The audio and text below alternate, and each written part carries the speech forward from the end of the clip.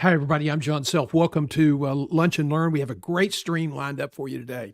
I know that those of you who are new to the job search market are a little bit perplexed by all the changes. Some of you are kind of heard about the changes, and others of you have just really been astounded. And as one person told me last week, he said, "This is the way I feel." He said that it's just so different. There's so many people giving you advice. There's so much information that you have to deal with. There's so many times you have to redo your resume, customize your resume. You have so many interviews you go through. Sometimes they don't communicate with you. They don't tell you the truth. I just feel like my brain wants to explode. Well, I can identify with you there. I was in executive search for 27 years. And so I saw a lot of good things and a lot of bad things about the talent acquisition business. And I will tell you that we're going through an incredible inflection point right now because we have technology that's been gradually moving into the system since the late 1990s. And now we have the additional ramp up, somebody would say rocket ship up of AI. And so it's just been an incredibly stressful time, particularly for people in the job market. Even if you have incredible sources and incredible networking, it still takes time.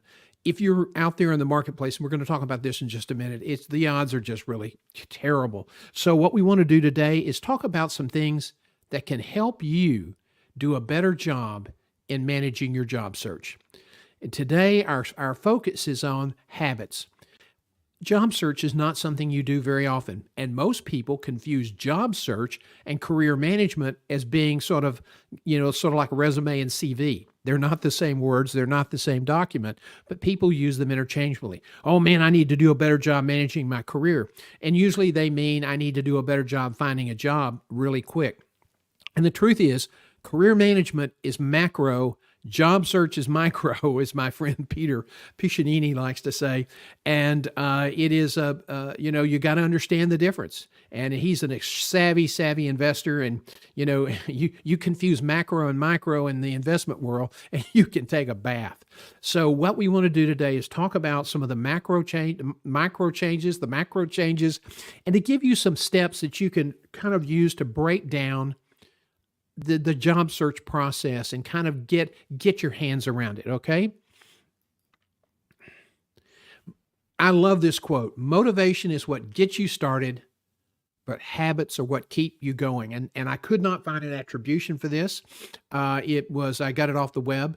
And I was looking for something that I was working with a client, was trying to help him understand a certain message. And he was really struggling to keep his enthusiasm up. And so motivation gets you started, but it's those day-to-day habits, those things that you do, those little small things you do every day that'll make a difference. Now, to the reality of today's job market, you've heard me. If you've been on this stream before or any of our other streams, today we have Lunch and Learn. Tomorrow afternoon, we have a really exciting office hours presentation set up. And then on Thursday morning, we have a really interesting Career Live plan. Friday, we have your career questions. And then Saturday morning, the 27th, is our big career boot camp, 3.5 hours plus of chock-a-block with information and insight to help you accelerate your career. If you're in the job search business and you were looking for a cheap way to get outplacement support, come to this program. It's free. You got to register, but if you do register, you have access to the videos for up to 60 days. So we hope that you'll join us and get this explosion of your brain under control. Because when you just feel stressed out, when you feel overwhelmed, it's really hard to stay focused on the little things that can make the difference. Now, one of the problems, and people say, I'm really talented, I've got a good track record. What the hell is going on? I can't seem to get a good job. Well, I'll tell you what's going on. What's going on is that the job market has shrunk.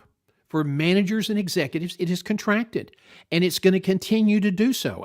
One of the things I will tell you is that I just saw an article this morning. PricewaterhouseCoopers is going to cut substantially the number of new partners it makes for its consulting practice. And so all of these little cuts here and there, they're strategic cuts. They're not layoffs. That has a trickle-down effect. and it affects, it spreads out into the marketplace. Ford is going to be Stellantis, formerly known as Chrysler, is going to be reducing its workforce across the board from production up through the executive ranks to get their cost under control so that they can remain viable during a challenging time in the car market. So there are a lot of things going on, and the odds for success online now are fairly constant, about 150 to 1. So now you can apply for a really good upscale executive job online. I don't know why you would do it online. I mean, other than they require it, but that's the kind of job you want somebody recommending you for, or go through have a recruiter contact you. But even when you have somebody helping you, the odds get to maybe 16 to 1. It's 151 if you apply online. If you have a recruiter, it's about 32 to 1. If somebody refers you, it's 16 to 1. And as I'm fond of saying, even on a bad day with a lot of Scotch whiskey, we wouldn't go to the racetrack and bet on a 16 to 1 horse. So that just kind of gives you an idea of how challenging the market is. And in order for you to compete, you have to change your thinking. You have to change your thinking about how you're going to manage your job search. Because if you're trying to apply the old mindset, it is going to be, it's like fingernails across a blackboard. The old way of finding a job, the old way you approach finding a job is not really going to work as well anymore, and it'll only create a lot of frustration.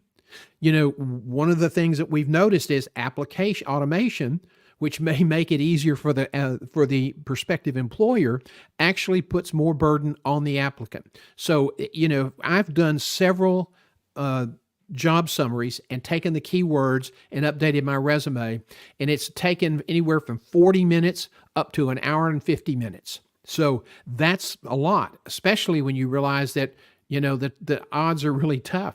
Executives now report that the time to get an offer is not 4 to 6 months like it used to be. It's 8 to 14 months. Some executives that I've talked to said they submitted more than 100 offers before getting 100 applications before getting one offer. Let me say that again in English this time. Some people have submitted as many as 100 online applications just to get one offer. And that word "just" in this case is so eloquent and so horrifying. Just one offer. The other thing that's really kind of stressful is that the companies now, post-pandemic, when they were very, very, the pandemic just was a extraordinary, incredible, dynamic event, and it caught everybody flat-footed. And so a lot of companies didn't really know what to do. They were concerned about losing the workforce, so they gave furloughs. They gave pretty good severances, hoping to get boomerang back if the market turned around. And now they are being very, very frugal. If you're in the C-suite, you can still get a year up to 18 months longer if you are in a big Fortune 50 or a Fortune 100 company. But by and large, if you are a manager or even a first-level executive or even up to a vice president, the standard fare is between 30 days and 6 months. Now, one of the things we're seeing too is strategic adjustments. Don't you love that word? That's such a nice word for layoffs, except it's not a company-wide layoff. They're very strategic in trying to control their expenses, but these will be ongoing from now on. Companies realize that they're not going to have the same leftover cash from cash flow as the market continues to tighten, as the economy continues to adjust, and so now they're going to fund development, R&D, and growth for the company through cash flow, and they're going to enhance that cash flow by postponing initiatives, laying off people that they can outsource for less money. You know the drill. So that's going to continue to happen. Don't be surprised by it. Be prepared for it, okay? The reality, God, don't you love it? Career management is no longer just something you use to find a job. It's going to be an ongoing reality in your life. Now you can say, "Oh, I don't agree. I don't have time. I don't have time for that. I'm busy. I'm a busy executive. I got to run things. I got to manage people. I got to produce results. I got to drive results." What you got to do is you got to take care of your brand first. Because if you lose a job, and people lose jobs all the time through no fault of their own, If you don't do these things, if you don't make this investment now, when you do lose the job, it is going to be a real messy world of hurt because it will take you a long time to rebound. If you're not building the foundation today, when you lose your job, it's too late. And now you can add 4 to 6 or 8 months to your job search. And when you've been out longer than a year and a half, employers, there may be a perfectly good reason why you've been out that long, but employers start to say, something must be wrong with this person. Why do we want to take a chance? We have more applicants than we need. Why do we even want to talk to this guy? He had a good record of performance. He looked pretty good, but it took him, he's been out of work for 18 months or 16 months. You got to pay attention. You cannot afford to let that happen to you. Okay. The next thing is that networking 3.0. Now people say, well, I network. There's a new way to do it. There's a new Marshall in town. With the tightening of the market, you're going to have to be much more intentional. You're going to have to be much more focused. So your networking 3.0 basically means all of your networking activity must be aligned with a written career plan. Now, people say, I don't need a written career plan. Got it right up here. The research is overwhelming, as I've said over and over. So if you're a new-time listener or first-time listener, this is important stuff for you to grasp. People who have a written plan tend to perform better long-term in their career versus those that don't. So career planning is not a big rocket science deal. We can show you how to do it in one or two coaching sessions, but it's not a big deal. But if you do it and then you have performance metrics and you hold yourself accountable and you involve your family in this plan, because, hey, if you're in a mid-sized city and you lose your job in this new market with a shrinking management and executive rank level, you may have to move. Well, families don't like to move, especially young women in high school. I mean, you want to have an atomic explosion, tell your 16 or 17-year-old daughter you're going to be moving to a new city and then in a different part of the country. That seems like it might as well be around the world. So you need to plan ahead. And when your kids become at an age where that is something that they can grasp, make it a fun experience. Talk about where you want to live. What would you want to do? No, don't worry about your friends. This is not something we're planning to do. This is just in case something bad happens. Where would we like to go as a family? Brand management is going to be extremely important. And the reason for that is because more of the recruiting process, which used to be a lot about people, is now a lot about machines. Machines are doing a lot of the sourcing now. So if you're not visible online, especially on LinkedIn, which uses high-speed scanners based on algorithms to recruit people who are potential applicants for a job, you're not going to be visible. Without not being visible in that early stage of the search, when you might be normally picked up, you won't be there. So you have to have a LinkedIn profile that's dynamic, that's up to date, that sells your value. You have to have some videos on it. You have to be really dynamic on LinkedIn. That's not going to be an option anymore. And you say, well, I'm not comfortable doing that. Okay, if you're not comfortable doing that, I hope to God you are 65 or older, because if you lose your job, it's going to be really tough. If you want to have one more shot at the apple, it's going to be really tough without that, when you have that sort of 1970s attitude about social media and promoting yourself. Okay, professional development is going to be extremely important because the market's changing. All of our industries are changing. My God, I stay up late at night trying to stay ahead of just all the technology changes in recruiting. Okay, you've got professional development. It's got to be ongoing routine. It's got to be direct, and it has to be indirect. In other words, direct, you need to actively engage in finding your own articles, your own videos to watch to help you grow as a leader. And it's, the indirect approach is, you're paying somebody else, annual Congress fees or annual seminar fees, annual trade association meetings to go get education. Now, it's really important that you pay attention to professional development, your brand management, your networking, and your career, the overall career management. You recognize career management is not looking for a job. It's all of this. It's the macro part of your career now. Networking 3.0 is building a network that's aligned with your plan. And we're going to talk about this more on Saturday with our career boot camp. You've got to nurture these vital career habits, and it has to be an ongoing routine. You know, Vince Lombardi, for those of you who are millennials or Zs, will not recognize this name other than maybe reading about it in sports books. Lombardi was an extraordinarily tough but very successful football coach for the Green Bay Packers.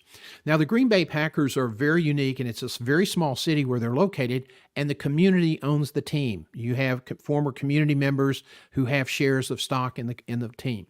And Lombardi built an incredible winning tradition, the Packer legend, because he was a really tough coach, and he had some extraordinary teams. They won the first Super Bowl, so they've done a lot of incredible things in football, in the NFL. And his belief is that winning was a discipline, and you had to practice, and you had to do the same thing. Winning is a thing, and you didn't want to just win once or twice. You wanted to win every time. And if you don't practice well, if you don't execute your plan, you know, it's not a once in a while opportunity. It's something you have to do every time. So they really focused on the basics. They didn't have a lot of fancy, really fancy offenses. Green Bay was kind of a smash mouth football team. What they did really, really well, and they executed. Because if they didn't execute, Vince Lombardi was climbing up your rear end on your case for not paying attention and doing those little things right. So in your career, you want to hold yourself accountable for those little things, because that will make the difference between you winning and losing that job of your dreams. Now, the brand call you must be a habit too. Fact, what worked in the past is just not going to work for you in the future. And I get a lot of executives who are in their 50s and late 40s, and they've been successful, and they are very, very reluctant to say that they need to change. They're going to hold on to the old way. Well, that's not going to be a recipe for success, because career management is not going to be looking for a job. It's now you have to manage your brand. Back then, you could be very successful and sit in your office and build a reputation, be active in the college, or be active in your trade associations, or whatever you did. And recruiters might call you. Now, recruiters handle fewer and fewer of the searches. They're really focusing now on primarily the C-suites, and that industry will continue to shrink as recruiting comes in-house. With more automation, smaller organizations can afford to do their own recruiting, because essentially that takes a lot of the people expense out of the process. And so the whole process of finding a job is going to change. Looking for a job and managing your brand is not an intermittent activity. It is not a euphemism for finding a job, okay? It is something you have to do to be visible, and if you're not consistent, you're not going to be as successful. And you can't sit back in your office and think, okay, I run a big, $300 million business. People will hear about me and come find me. Let me tell you a little story. In the 90s, when I started in executive search, and I heard this periodically. In the 2000s, I heard this a lot. Some executive would be absolutely livid because somebody got a job. This guy wasn't looking for a job, but he was livid that this other executive, who he deemed as not worthy, not as good as me, not as successful as me, got this fabulous job. How do these guys manage to do that? And I'm sitting here and nobody calls me. Those are the guys. They may not have been as good as you are. They may not have been as successful as you are. They may not be as dynamic as you are. But what they did was they took care of their brand. Everything, they may not have been as good, but what they did do, they promoted the hell out of it, and probably some of them even probably exaggerated. Shame on them, but that's just the nature of life. So if you're frustrated because other people are passing you by, go look in the damn mirror. That's the problem. You are trying to hold on to the way you've done things in the past. You got to do a great job at what you're doing, but you can't depend on that to carry you to the next level in your career. You've got to do all of the micro things that go into career management. One of the things I think about Brian Tracy, who's a Canadian-American author and speaker, and I've been following his career for years. He's now 80 years old, lives in Canada. One of the things I like about him is that he He just wants to say things that make sense.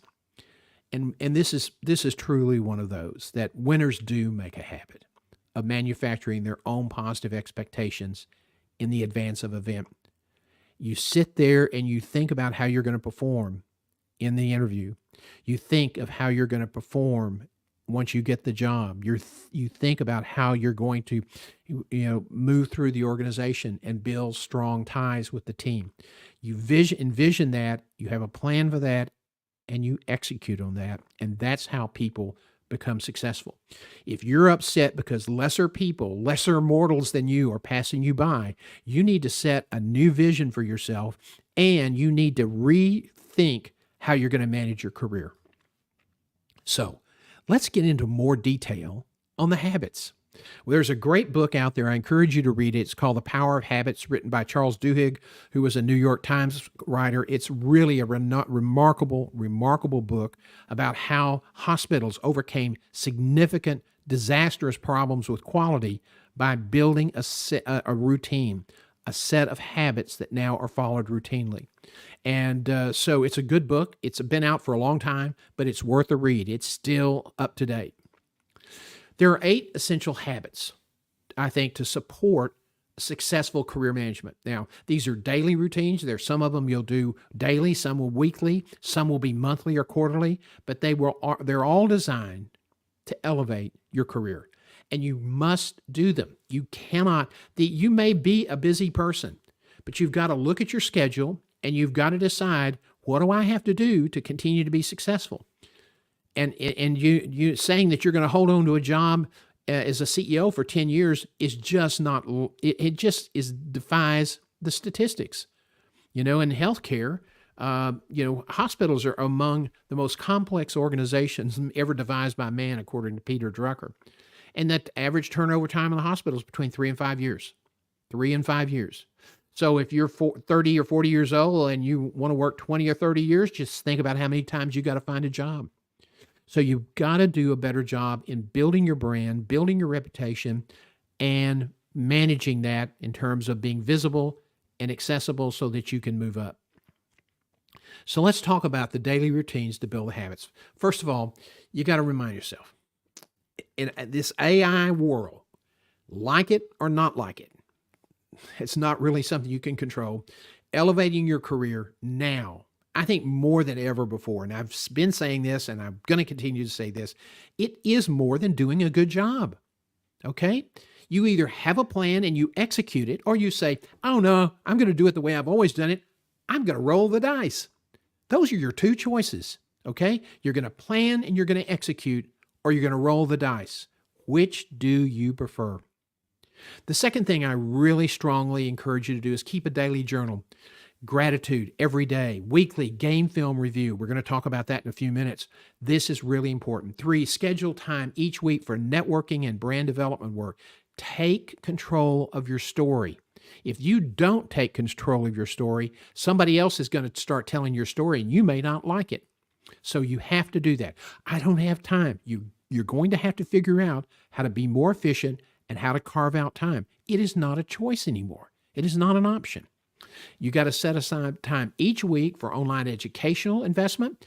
And a lot of this you can do this with online education, YouTube, some of this stuff, where you can find, you're really trying to perfect your approach to leadership. Say you're a young manager and you're trying to figure this out. Simon Sinek has some great videos on YouTube. It's everywhere. YouTube is the second largest global search engine in the world, and it's now becoming an important career management tool.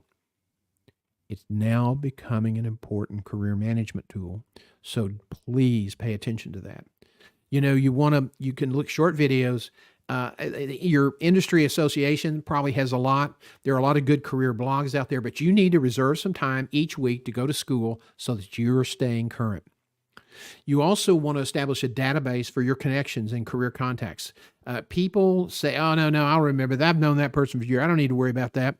I'm telling you, things are changing.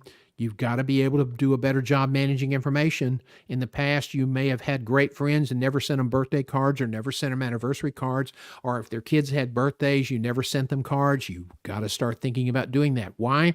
There's a lot of people going for fewer jobs. Do you want to stand out? You got to stand out because you are respected as being a good man, a good woman, somebody who's empathetic, somebody who cares, somebody who values friendships, somebody who has integrity and is consistent. It's not just about doing a good job.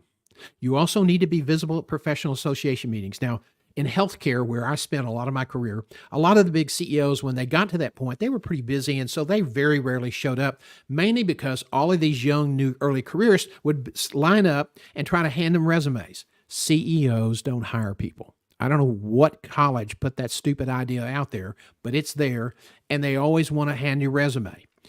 In fact, all the CEO is going to do is give it to his assistant, and she's going to send it to the talent acquisition people.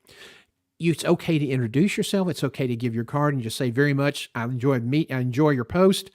I follow you, and I just wanted to say hello. Okay, that's it. Move on.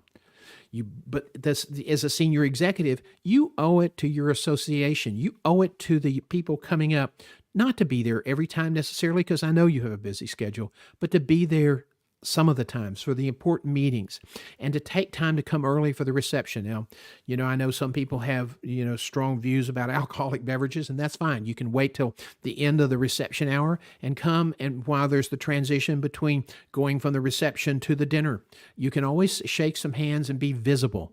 That's important. You want to be seen as somebody who cares about your industry, who cares about other people. That is important today, okay? And number 8, you got to exceed expectations. Steve Martin said that people come up to him all the time and say, how do you get ahead in show business? How do you become a star? And he said, everybody wants you to give you those sort of 4 or 5 steps that everybody is expecting. You got to find an agent. You got to do this. You got to do that. And Steve Martin said, no, actually what you really do is you have to be so good they can't ignore you.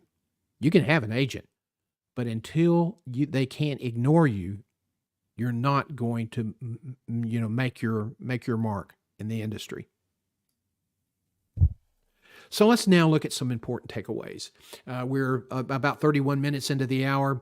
The big idea: you must be more intentional, more strategic, more assertive. You got to be more assertive. You got to be more nimble, okay? It's changing. So the things that you think you understand about looking for a job today, in a year or 2 or 6 months, it may be so different. I'm already seeing incredible advances in AI in just the last 2 years, things that I never thought would happen. The career landscape, it's changing. Automation, we keep talking, it's going to, you think now they scan resumes. No, it's going to get further out than that. Now you have people making phone calls and networking. The only people that are going to have time to do that in the future are the senior level executives who are doing C-suite searches. Everything else is going to be done automatically. So if you're a manager wanting to move up, there's now a plethora of firms out there that are doing contingency search looking for managers.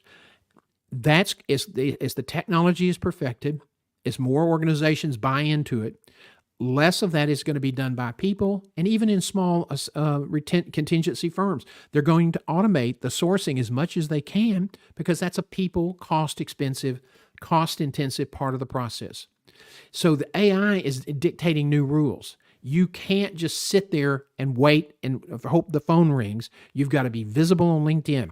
Right now, LinkedIn is the 900-pound elephant in the room. There will be others probably that come to the table. Some have tried and not been successful, but you have to, right now, you've got to dance with who brung you. LinkedIn is it. And you have to understand how that platform has changed and morphed since it was originally created a little more than 20 years ago.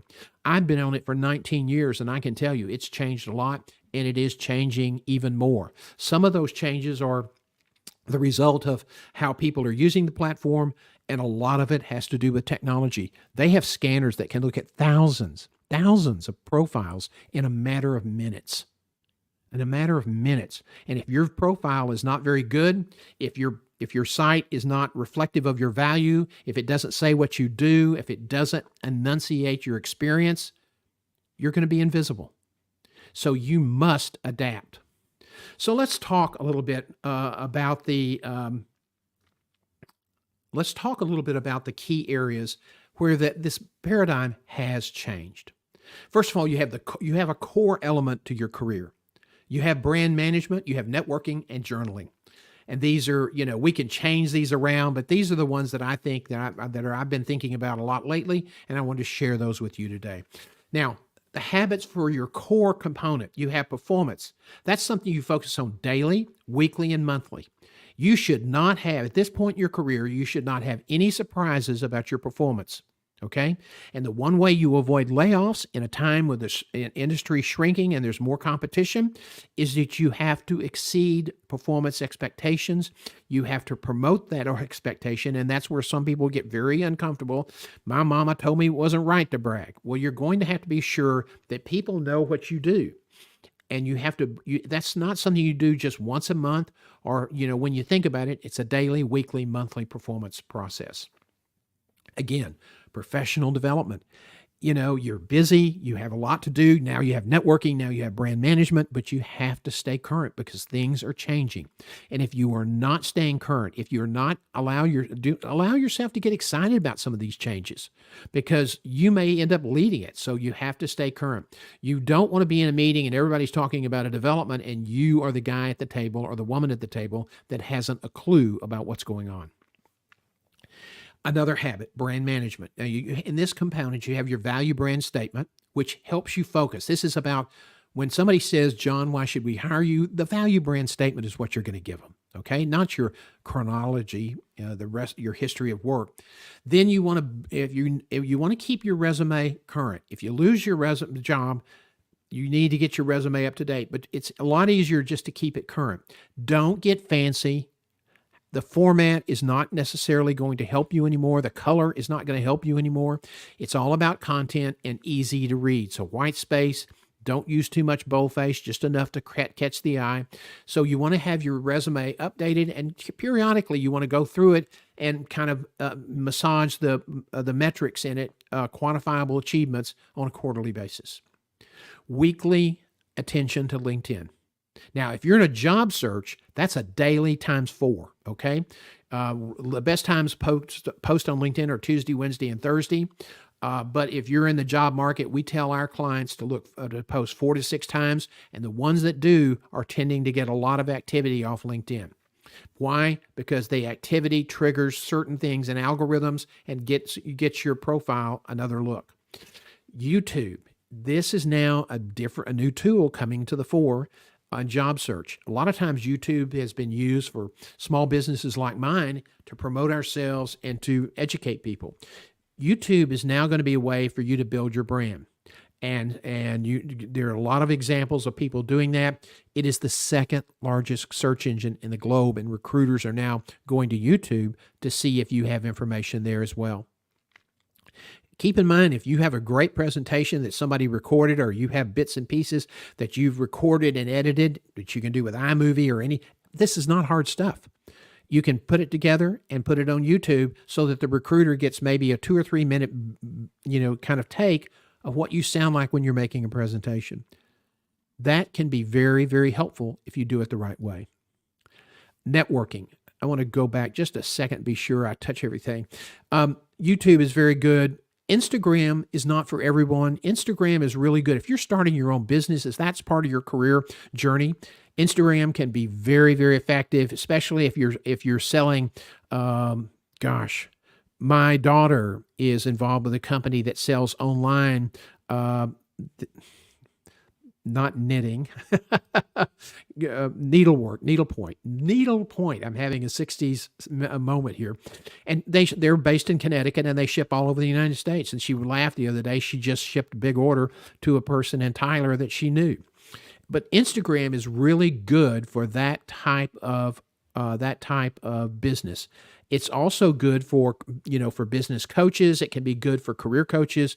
It's a good site to promote memberships, that sort of thing.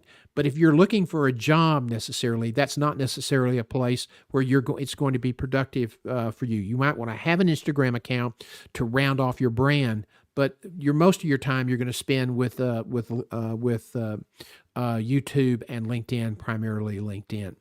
Okay, let's now talk about networking, the thing that people know they should do and don't. This is going to become a huge problem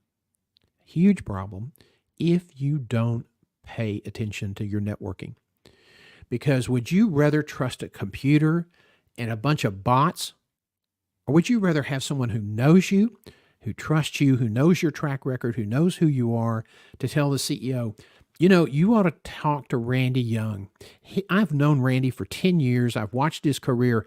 He's really a bright guy. And Bill, he would be a good addition to your organization because he has the same values you do. He has the same commitment not to drop the ball that you do. And a good networking person can help you achieve a lot of your career goals. So you want to build your network. Now, there's something called the Dunbar Rule, and we've talked about this before, but quickly, you can only build relationships with about 135 to 150 people, okay? And you're time limited anyway, so 16,000 is an impossible number to build a relationship with. Unless you're selling books or selling coaching programs, you don't need that many people. What you do need are really quality people who are aligned with your career goals that you can help them and they can help you. Okay? So if you're building a business, your networking is going to be totally different than networking to find a job. If you're looking to do a career step up, you need to spend at least weekly trying to identify people along that chain who can help you. Why? Because it takes time to build, it takes time to build relationships. Connections don't make referrals, relationships do. And so it takes time. So you need to get busy and you need to start identifying people that you can help and that they can help you, because it's a two-way street. And if you just start asking for help on the front end, you are screwing up and violating the number one cardinal sin of networking. Now, if you're in an active job search, you got to be posting daily. The research shows that the algorithms respond if you've had a lot of new content and the content's relevant to the jobs you're pursuing. Now, there's another kind of networking that people don't pay attention to. They do it informally, but they don't really pay attention to it. When there are layoffs, and there certainly have been a lot lately, people, they're winners and losers. And the winners are usually the people who've exceeded expectations and that they're well-liked and that their value, that their contributions are valued, they're trusted. So that comes from internal networking. Building internal relationships can help you weather a storm. This is not, I'm going to knock you out so I don't get fired, you do. This is about building relationships so that people know that you're a person that can be trusted and that you're a go-to person that can deliver results that exceed expectations. But you've got to build those internal relationships or you can find yourself out on the street, even if you're doing a good job. Now, database management is something you have to do weekly once you get into networking. Why? Because you're always watching your connections posting. They may make reference to birthdays or anniversaries. You capture that information in your daily journal, and then at the end of the week, update your database so that next year, when the person has an anniversary, you send them a note. When you get to know them, that's when you kind of do that. Early on, you're doing a birthday or work anniversary. So you build the things that you send to them based on time and based on relationship and based on exchange. But you want to keep your database management up to date on a weekly basis. When I was out doing business development, I had an incredible database that didn't work very well in the sense that it was a cross between a Rolodex, my daily planner, and some files. That was back before we had desktop computers. Okay, so I'm a dinosaur, but I depended on that manual database to be able to help me grow the business. Again, you have to pay attention to your strategy. Your networking efforts must align with your plan. If your plan is to become a CEO of a Fortune 100 company, then you need to be identifying with people, consultants, auditors, recruiters that work in that space. It's crazy to be, I've got 20 or 30 or 50 or 150 networking people, but none of them are related to what I want to do with my career. You've wasted your time, and you probably created a lot of problems for yourself. Okay, another thing that you need to do is journal. I am such a big believer in journaling. I can't tell you how many times in interviews I've asked candidates things that I thought they would have known. If you were the CEO of a company 5 years ago, that you would have remembered what your net revenue was, or you would have remembered what your head count was, number of employees, or what your expense budget was, or what your turnover rate was. I don't remember. Has got to be one of the dumbest things a job interview person, an applicant, can say in an interview. But if you keep a journal, you now not just have information to respond to questions, you have information to use to sell your value. But people don't do it because they don't remember. So in your journal, keep routine. If you've had a great success and you have been working on a program to reduce turnover and you've cut it by 50 or 40%, you know what you can immediately say, okay, that means that we saved 60 or 70 people from leaving. What's the metric value of that? What's the quantifiable value of that? Well, no better time to calculate that while you're still working for the company and have the ability to get access to that data. 6 years later, you're kind of, out of luck. So start doing this every week. Keep up the information. And we've done some presentations about how to set up your journaling. Go back and look at last week's, I believe it was office hours, last Wednesday. We talked about that. But there's a way to do this. And the journal can be basically a tool to help you collect data, which you then can use to manage your career, to build stronger connections internally within the organization. So that's an important habit. Gratitude helps me. Every day it really does. It kind of clears my mind and helps me focus on the things that I need to be truly grateful for, and it helps lift me up. Even days when you have setbacks. When you're building a business, trust me, I've done several, you can have some pretty dark days because you're not as successful as you want to be, or you're not hitting your targets because you're trying to tweak your marketing to get to the right segment. I mean, so you need things to help lift your spirits. And when you're looking for a job, as a North Carolina person once told me, she said, I feel lower than hammered whale poop. Okay, that's pretty bad. But gratitude, thinking about you have things to be grateful for every day. Your partner, your spouse, maybe your daughter or your son said something great to you the night before that made you feel better. Daddy, Mommy, we really appreciate what you're doing. I hope you're going to be okay, Daddy or Mommy. Things like that. Think about that. Write it down because it helps lift your spirit. And in a job search, when there's a lot of rejection, spirit lifting is pretty darned important. So I hope you will join us tomorrow for our office hours at 4 o'clock. Then Thursday morning, Career Live is at 7:30 a.m. And then Friday, our very popular Your Career Questions, where we take your questions live. Now, if you want questions to come in and you don't want to be, or you're not going to be around live and want to see it on replay, you can always email me your questions at info@johngself.com. That's info@johngself.com. Office hours tomorrow, I think, is going to be pretty interesting. We'll be putting out something on that later today. We've already scheduled it. So we've got another good presentation for you tomorrow. Your career questions are up on Friday morning. And then Saturday, we have the boot camp. It's at 9 a.m.